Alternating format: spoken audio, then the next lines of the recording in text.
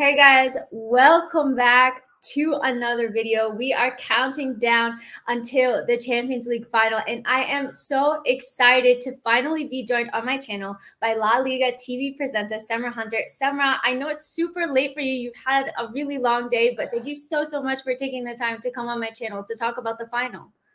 Oh, my pleasure. Thanks so much for having me, and it's lovely to finally meet you, even though it's virtually. I know I have to make my way to Barcelona. It's not so far away, but I just haven't been since I started living in Madrid. I haven't been yet, which is crazy. You definitely have to make a trip out here. It's worth it. Yeah, I'm going on 4 years, so it's absolutely mad. Yeah, but oh, wow. I know it feels way shorter because of COVID. So I'm like, okay, it's 4 years, but like COVID years, how many is that really? Exactly. Right? It's like 2 years don't count. So really it's just 2 years. Exactly. But let's get into the Champions League, of course. And I want to backtrack a little bit to get your thoughts about the beginning of the season. So who did you think were going to be the main contenders going into this 2021-2022 Champions League season? That's a good question. I definitely didn't think Real Madrid would be one of them, if I'm completely honest with you. Just because Zidane left the club, there was a transitional period going on. They weren't making any kind of expenditures in the market. They were really looking to save the money because they expected that Kylian Mbappe was going to come this summer. So they've been holding fire and basically building this war chest of money to spend on him. So that didn't happen, obviously, but that's a story for another day. Last summer, it did have this feel like Real Madrid were going to go through a transitional period for this campaign, and they've surprised us all. And so I would say going into it, probably the favorites, if I remember, I would have said PSG, Manchester City, Liverpool, maybe Bayern Munich. And I think I probably would have stopped there. I'm not so sure I would have added a Spanish team, unfortunately. But hey, I'm glad that I was wrong, because here we are, Villarreal, absolutely blowing everybody away, making history, going farther than anybody certainly expected to. And now Real Madrid in the final again, doing what they do best. So who am I to have not, or I should say, questioned Real Madrid at the time? But they really have been great in so many ways, this campaign. Yeah, I think like this campaign has been one of the most shocking, especially that Real Madrid-Man City game. But I want to talk about Real Madrid's journey to the final so far. I think they've had like one of the most difficult journeys that I've ever seen in a Champions League knockout, facing PSG first off, then Chelsea. Chelsea, of course. I should have said Chelsea. I forgot about them as favorites, by the way. I don't think I mentioned them. So sorry about that. Don't worry about it. I mean, once Ben Chilwell got injured, I think everybody was like, well, let's just see how far we can go. But they face PSG, they face Chelsea, they face Man City. And especially against PSG and Man City, they had these ties that they were actually out of it. I didn't think that they played extremely well for a large majority of the game, but still they were able to get the job done. So what do you make about their run going into the final? I think it's incredible. And I think, at least in modern history, that's probably the most difficult run into a final that a club has ever had. They've knocked out 3 of the favorites along the way. You already said it, PSG, Chelsea, and Manchester City. And at large periods of time throughout those games, we really thought Madrid were down and out, but they've consistently proved us wrong. And I think that's what makes this Real Madrid team so great. It's not about the football that they're playing. It's about the spirit, the competitiveness, the desire, the hunger, how deep they dig to find a way to grind out a result when they most need it, when their back is up against the wall, when they're the underdogs. This is not a position that Real Madrid are used to being in. They usually tend to be the favorites most of the time. Not always, of course, it depends on the season, but we are talking about the club that has won this competition more than anybody else, a record 13 times. They've been in, I can't remember how many finals it is. I think this is going to be the 17th. So they've won almost every single time that they've gone into a final. They've only lost 3. And I think the last one that they lost, funny enough, was against Liverpool in 1981. So since then, they've played 7 finals and they've won all of them. So all of that does account for this DNA, this idea that, you know what, somehow we can conjure up some moment of magic and just get what we need to go through. And that's what this team is all about. They're about individuals, special moments. It can take a split second like that for an error to happen, like Donnarumma, and all of a sudden you've put all the momentum in Real Madrid's favor. And that's it. That's all it takes, you know? And so it's been massively impressive, I think, from that point of view, definitely more so than the football that they've been playing this season. Definitely. And something kind of related that I'm interested to hear your opinion about is that, especially for the PSG and Man City games, they needed 2 legs in order to really get into the tie and beat them. And versus Chelsea, they were 3-1 up. They let go that advantage at the Bernabeu at their home, which I was not expecting. I went to that game thinking like it's done. And I think we all thought the same thing. I was given this sliver of hope. But do you think that that plays against them mentally at all, knowing that even though they have this, like you said, this history in finals and they've won almost every single final that they've gone into, the fact that they've needed 2 legs in order to beat these teams? Or do you think they're going to go into it saying, you know what, we're Real Madrid, we have the Champions League DNA, especially after all the adversity that we faced to get here, coming from behind and going to win against all these sides, we're going to win the Champions League? I think there is an element of the whole playing these games over 2 legs, and it certainly helped them out, because had those games been one-offs, I'm not entirely sure that we would be where we are now with Real Madrid. I think playing in a neutral venue and a one-off game in a final will be interesting. And I think that by virtue of the fact that they've made it to a final, mentally, this is going to be a very different approach from Real Madrid, because like I said, they're specialists when it comes to finals. Nobody's done it better. Nobody's done it more times than they have. Even the Liverpool are an historic side, and I think they have the second most behind Real Madrid whenever it comes to how many Champions League and European Cups that they have in the glass cabinet. So I think what is going to play more to their advantage is the fact that they've had almost a month rest, basically, because they won La Liga nice and early.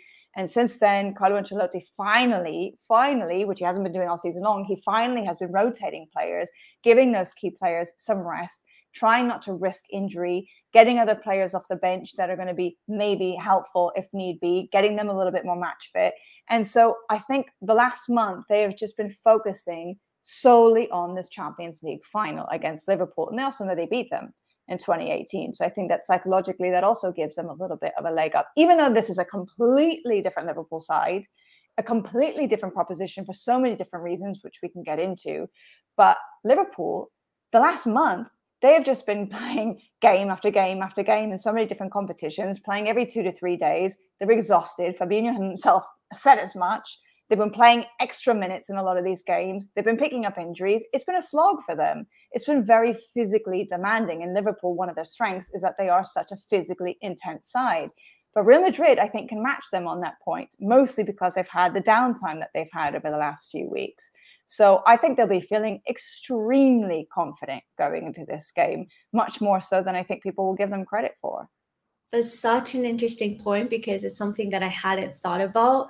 But you're so right. Liverpool were going for this quadruple, and they won 2 of the games, but the league, they fell short, super short, just in the last couple of minutes. But so kind of switching just for a moment to talk about Liverpool, what do you make of their run? And do you think that, how much do you think that that's going to affect them mentally, knowing, okay, well, we won the Carabao Cup, we won the FA Cup, but we lost the Premier League by this much. They just played, and they've essentially had a week. I'm sure they've probably been preparing for this for a while, but they've had a week to put 100% of their focus onto it. I think they'll be putting the Premier League title race out of their minds, because they can still win a treble, which is not too bad. Let's face it. You can still walk away with 3 new pieces of silverware by the end of the campaign. And I think they are probably, even though I personally think this is very 50-50 now, if you had asked me a couple of weeks ago, I probably would have said Liverpool were the out and out favorites. But because everything that's been going on over the last few weeks, I think it's a lot more even now than it was back then. But I still think Liverpool are maybe slightly ahead of Real Madrid whenever it comes to having to pick a favorite. I don't think they'll be focusing on the Premier League and what's happened at all. I think they'll be drawing all of their attention on Real Madrid. Mo Salah will be, for sure. And he's made everybody know that that's exactly what he's going to be doing. He's been saying that he wants revenge against Real Madrid. It has lived with him those 30 minutes, the injury coming off, he said that was the worst moment of his career and he wants payback. So he has been working towards this, maybe not just in the last few weeks, but maybe for the last 4 years, hoping that one day he would get the chance to face Real Madrid again. So I think they'll be really, really intent on trying to get a bit of revenge, trying to make sure that they can win against Real Madrid, because it's been quite some time. Obviously, they haven't faced each other very often in the last 40, 50 years. But still, yeah, it's all about the Champions League. And Klopp will make sure that they are completely in tune with that, I would say.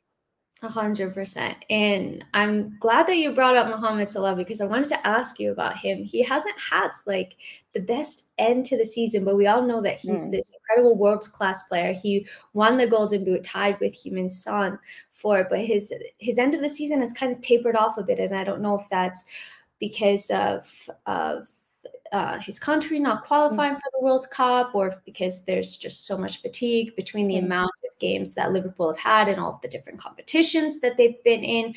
But how do you think that that's going to affect him at all? Like, how much of a force do you think he's going to be in this game? Like you said, knowing that he wants to get revenge, and he's been very vocal about this.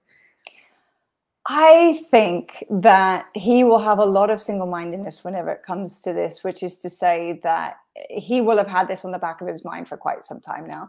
It's true that maybe his form has tapered off because of the injuries that he picked up, physical fatigue, and also, let's not forget, mental fatigue.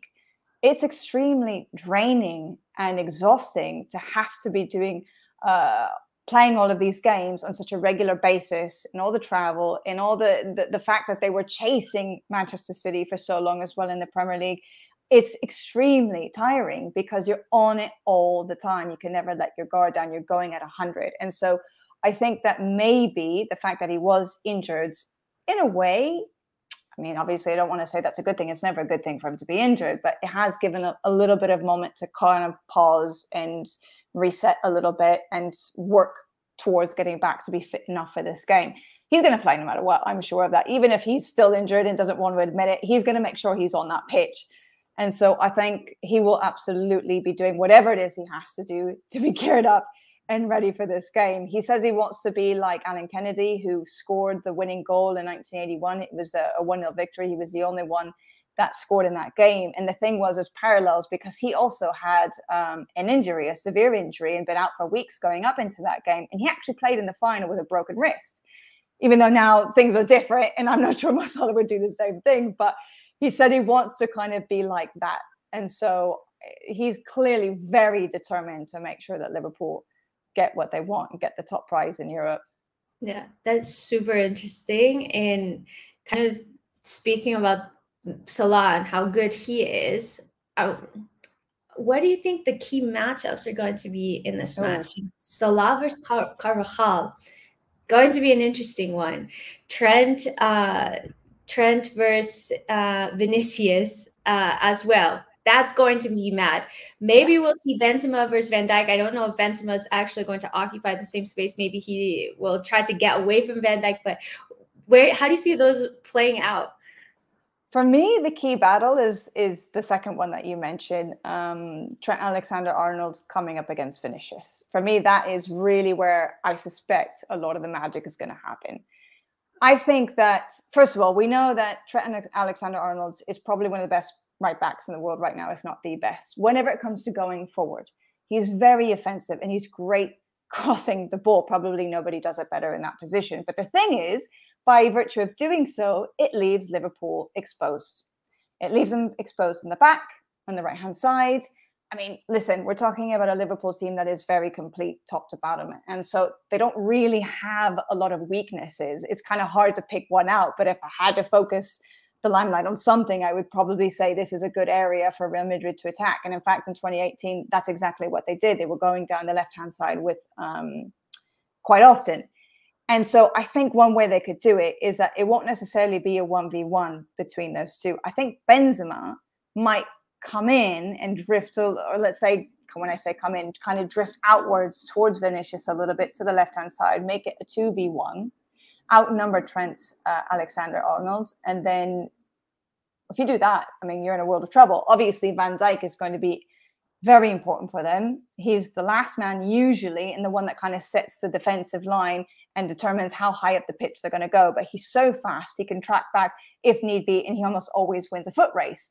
So it'll be fascinating to see how that all works out, because I think that's going to be the main area for Real Madrid to attack. And as you rightly say, Carvajal is probably, I don't want to say the weak point in Madrid's defense, but maybe you could see the likes of whoever it is going to be going down that left-hand side, whether it's going to be Salah or Sané or Diego Jota. I know the three of them kind of like to move around a little bit. Whoever is going to be able to attack that side might be able to find a bit of joy from Real Madrid. But for me, the key battle really is going to be on the other side of the pitch. I got chills as you were thinking about it, because I just think it's going to be such an intriguing game. And as much as I'm upset that Chelsea isn't playing, I'm also very happy to be a neutral and just be able to enjoy the game as much as possible. Where do you think the game will be won and lost? That's a good question. To be honest, I think that Liverpool will have to try.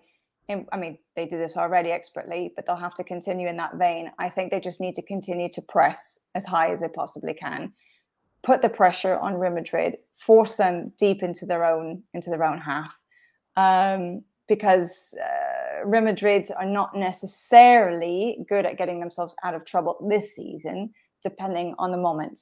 And I think Real Madrid tend to try to have a little bit more possession than you would expect them to have, because historically they've been a counter-attacking side, but they actually do try to play a little bit more with the ball. So if you can interrupt that flow, then I think Liverpool have a very good chance of trying to unsettle or destabilize Real Madrid a little bit. Alaba's coming back from injury, so maybe attacking him and attacking through the middle and those spaces where he's going to be occupying, maybe they could try something like that to see how he's feeling, because if he's not 100% fit, maybe that could have something that could work against him. I think obviously Courtois is probably the best goalkeeper in the world right now, and I'm not just saying that because I live in Spain and I work in La Liga. He's just exceptional, and he's having the best season of his career. Alisson is obviously excellent as well, but I think Courtois is just slightly a step ahead of him. So goalkeeping, I think, will be absolutely pivotal in this game. And obviously, you have a world-class striker in Karim Benzema, who's probably the best player on the planet right now, and certainly the most complete striker on the planet. And the form that he's in, you have to make sure that he's not on his game. You have to completely take him out however possible, because he can find a way to create something when you least expect it, because it's not just that he's great on the ball, he's great off the ball. He's so intelligent. He knows how to read the spaces. He knows when to attack. He's instinctual. He can read the game. And I think he can anticipate things before even defenses know what it is that he's going to do, which makes him so difficult to track. So he could be a key option, obviously, for Real Madrid, along with Vinicius Jr. The two of them make a fabulous partnership. And I think they're the most deadly duo in Europe and maybe even world football right now. But obviously, Liverpool, they're so strong the whole way throughout. I think they just have to play their game and get the ball to the front three and let them do their thing, because they do it so incredibly well. So it's so hard to pick just one area and say, you know, I think it'll be this or I think it'll be that, because I think there's so many different elements going on that collectively it just could help one team or the other. Obviously, in the case of Real Madrid, they just sometimes do something out of nothing when you least expect it. And that's just what's been winning them games. So I would say the one thing for Liverpool for sure is make sure you don't concede late in the game, because that has been an expertise for Real Madrid this season, scoring so many of their goals in the last 15 minutes in injury time. So prevent that at all costs. That was a fabulous answer. Like I loved it. Yeah, I'm so excited for this match. Like, I'm having trouble thinking because I'm just so excited. I hope that it's not like a 0-0 and I'm building this up. I know, right? And then we go to penalties. It's like, oh God. Like, please let it be like another thriller, please. But I feel like there's two really interesting storylines here. For Real Madrid, we've spoken about it. They have come from behind. They are the kings of Europe. They are the kings of this competition. They have that belief in themselves. And for Liverpool, going into the season, like you mentioned, they were one of the favorites to win this competition. They're arguably one of the best teams in the world right now, and they want to get revenge on Real Madrid for that 2018 loss. So given that, there's these two conflicting stories, but which way do you see it leaning? What's your prediction for this match? God, I knew you were going to ask me that, and I like, okay, let's see if I can give you a good answer here. My head says, on paper, Liverpool are the better team. That pound for pound, they have more depth of squads, they have more quality, I think, the whole way throughout. Klopp has more resources he can pull off the bench if need be. Logic tells me that they'll probably win, but my heart tells me, you know what, Real Madrid, after discounting them so many times this season, it would be probably very remiss of me to do the same again. So then you'd have to think, you know what, I don't know, Real Madrid, yes, maybe they're inferior in terms of the football that they play to Liverpool, but logic has completely gone out the window in all of these games. And so I almost think that Real Madrid will do it. But I think it will happen if they go down. If Liverpool take the lead, then I think Real Madrid will be the ones to turn around because they'll just kick that comeback thing into gear. But if they go ahead, I think that will be the interesting thing to see what happens if they can hold on to the lead or if it just gets completely out of their control at that point. But it's such a tough one to call. It really is. But, you know, I'm going with Real Madrid. Why not? That's exactly how I'm feeling as well. That my head is saying Liverpool, but my heart is saying Real Madrid because I'm thinking, how can you come from behind against all of these teams and then not win the final? It's just written in the stars, and I'm kind of like feels that way. Other teams, so I don't really mind. I think I prefer for Real Madrid to win just because like my team is in the Premier League, but. Yeah. I live in Madrid as well, so I don't know. Last question, Semra. Who needs this Champions League title more? Oh, that's a very good question. Obviously, both of them will tell you that they need it more. I think maybe Real Madrid. The reason I say that is I kind of get this feeling that Liverpool are at the beginning of something really special. I think that there's still so much more to come from them in terms of an era of dominance. And I think that if they don't win it this season, they will win it again sometime in the near future with Jurgen Klopp. I think for Real Madrid, it kind of feels like they're just holding on as long as they possibly can to the inevitable, which is that they're kind of slowly starting to peel away from the clubs with money at the top, you know, like a PSG, a Manchester City.